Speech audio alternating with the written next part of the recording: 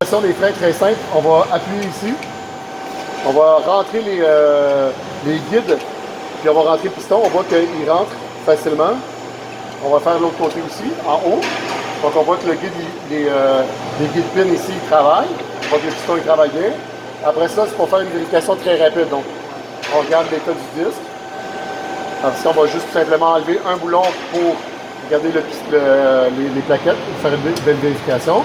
Si on veut vraiment voir si le piston il rentre comme il faut, on va tout simplement le rentrer. On va juste bien ajuster la pince. On va le rentrer pour voir si ça rentre.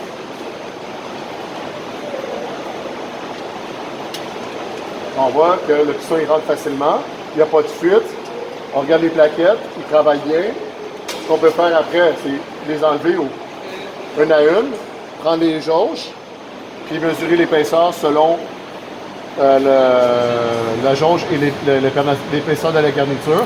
On regarde s'ils ne sont pas décolorés. Puis après ça, ça va être de regraisser les points de contact ici, sur les guides, sur les shims, puis vérifier s'ils sont présents. Le disque ici, c'est normal qu'il bouge, c'est-à-dire qu'il n'est pas resté collé dessus.